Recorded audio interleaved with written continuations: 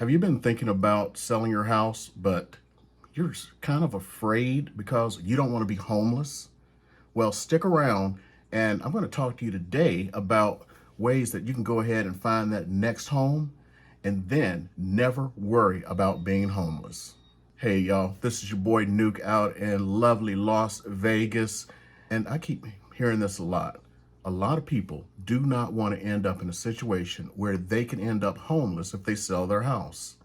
Well, there are ways around this.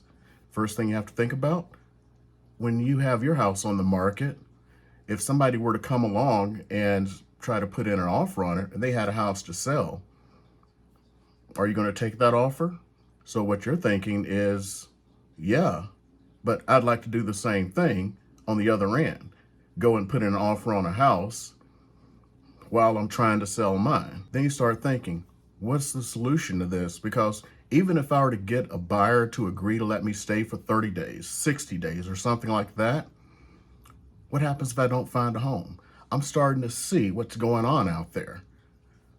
Houses selling for $20, $30, $40, $50,000 over list price with waived appraisals and all of this crazy stuff.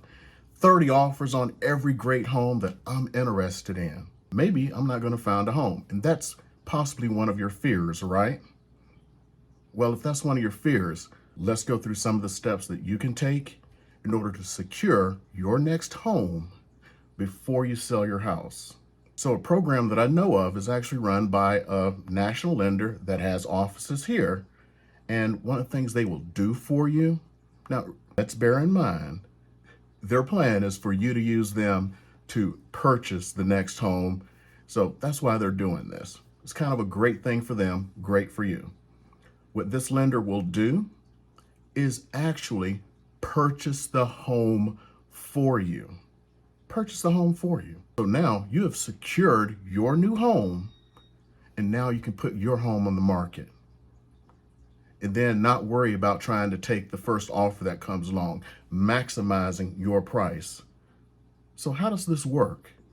Well, you go shopping for the home that you're looking for, just like you normally would. Except for this time, instead of saying you need a loan or you need to sell your house, you are a cash buyer. The bank's got your back, and they purchase the home, cash style, not a loan for this point, which means you have a stronger position, which makes it easier for you to find that next home. As long as you close within 30 days, there really is no catch. If you go outside of 30 days, you're going to have to pay some fees to the bank for your new home. So their job is not to hold this home. Their job is to purchase the home for you, hold it temporarily, then you get the loan on that home, which of course, that's how the bank is going to make its money. So why wouldn't I do this? I don't know. Why wouldn't you? If you're looking for a move up and you're afraid of being homeless, you have your move up now. If you're looking to downsize, you have that now. Now, here's one where someone would go like, I'm moving up, but you know what? Housing keeps going up like it is. Shouldn't I just wait and get more money for my house? Okay, housing is going up. It's going up for everyone. So let's say you're trying to sell your current house and it's worth $400,000. The house you want to move up to is, let's say, $600,000. If the market goes up 10%, let's do that math in public. Your house went up to $440,000. You're celebrating, right? The house you wanted to buy is now $660,000. I don't know about you, but I was always taught that 60 is more than 40, which means sitting around saying, I'll just wait, is actually taking $20,000 out of your pocket. And on top of that, of the day that I am recording this, the Fed just raised interest rates by 0.5%. So how much more is that house going to cost you? I'm going to tell you this much.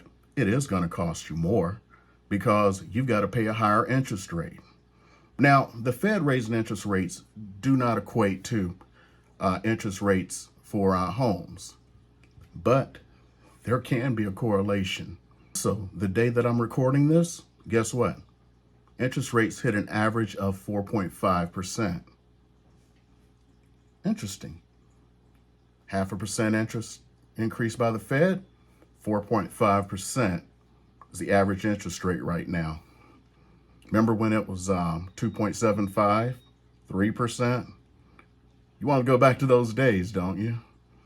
Do we know if it's going to go back to those days? We don't. I don't. No one does.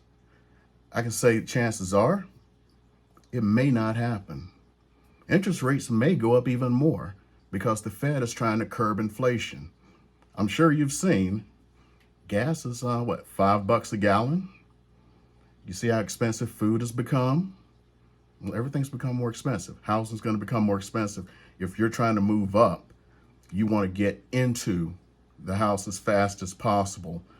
And as a matter of fact, here's a possible win-win for you.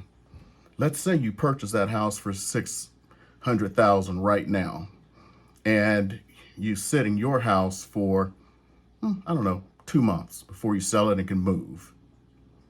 Yes, you've got to pay some money to the bank because you went over the 30 days.